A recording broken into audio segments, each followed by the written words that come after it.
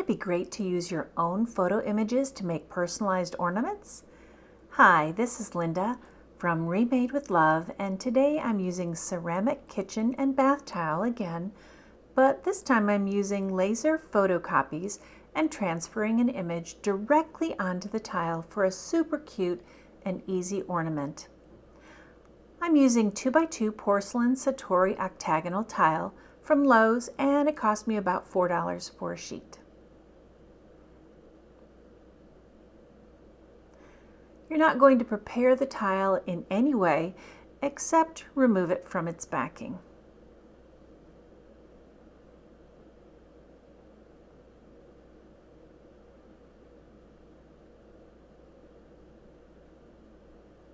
Because I'm going to be using some liquid transfer medium, I'm going to use some parchment paper underneath for easy cleanup.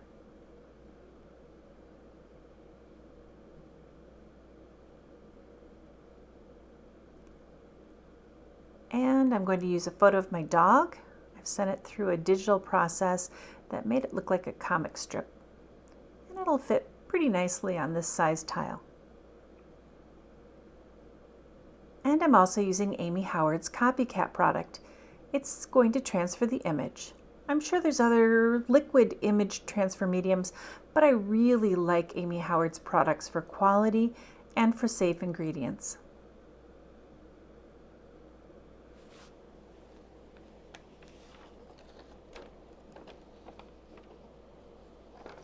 Now, in order for the transfer to take place, I'm going to paint an even coating of copycat on the face of the ceramic tile.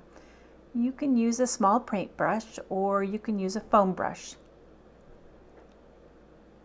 Make sure you measure it out so that as much of the photo that you can have on there from this laser print is going to cover the tile.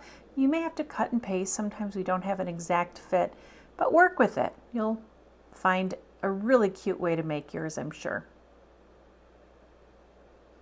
Spread an even coating of copycat on the face of the tile, and then you're going to spread an even coating of copycat on the face of the photo. That's right, on the front of the photo.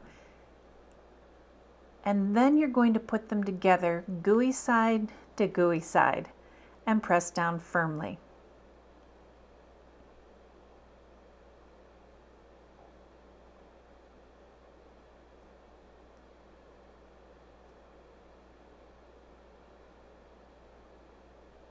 Now be careful at this point. It's going to slide a little at first until it starts to grip and dry.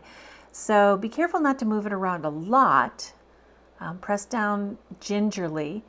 If it does move around, it may blur the image.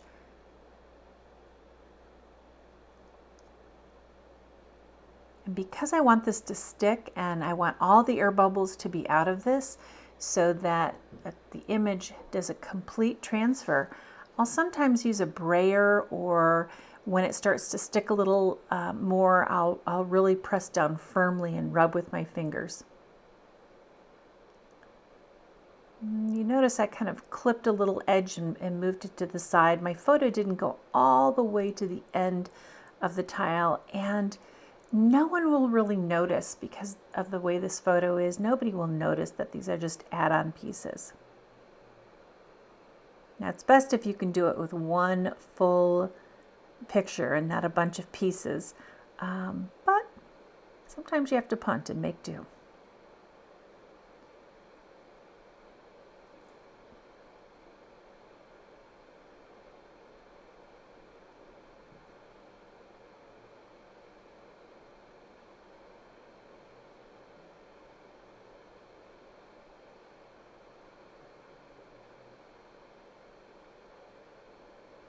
Now, what's great about this process is that copycat will actually take the ink from your laser printed image and meld it to the tile surface. So I've actually used copycat on wood, on furniture that I'm redoing, on tile, on glass, all kinds of different mediums. I also did a couple of other images that I transferred over. One was an old-fashioned rocket print, and then I had an image from an old label for cherries. If you have anything that has words on it, make sure you reverse your writing when you make the inkjet, LaserJet, not inkjet, LaserJet print. If you don't reverse the writing as you make the laser print, your words are going to come out backwards.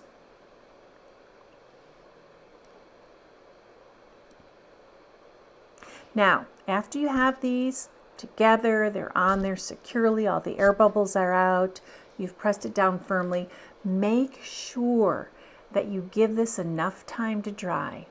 4 hours or more. And in this case, I actually let this sit overnight. I wanted to make sure that image was completely on there. But before the end of the night, and while this was drying, I went ahead and used my Cricut machine to cut a 2x2 octagonal shape out of acrylic felt. Now you could also do that by hand, but because I've got my Cricut, I just set it for a shape of a octagon, and I set the sides as, or the size of the whole thing as 2x2, and it does the work for me.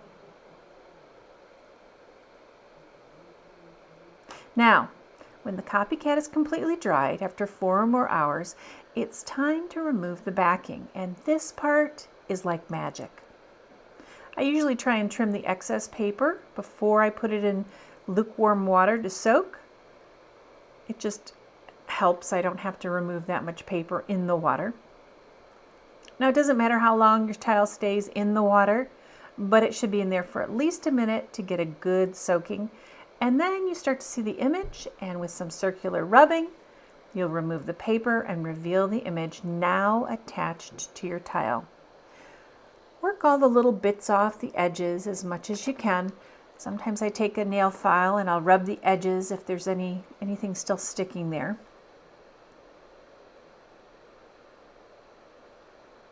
Let it dry completely.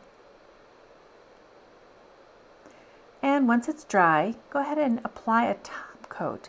Now I used just a thin coat of matte sealer and let it dry. It goes on white, but it dries crystal clear, and it will protect your finish and also let the colors pop. Now to finish, take a bit of ribbon, about 2 inches, fold it in half, and glue it on the very back center of your ornament at the top. I used Gorilla Glue or E6000. They both work great. And it creates a strong hold in less than 30 seconds. And then I covered the loop and the unfinished tile back with my cut felt. And in no time, I've got my own personalized ornament. My daughter's going to love this.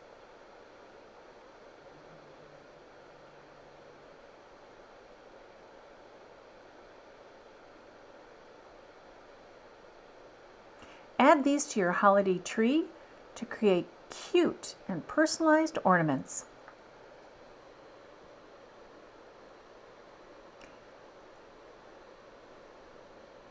Thanks for watching Remade with Love.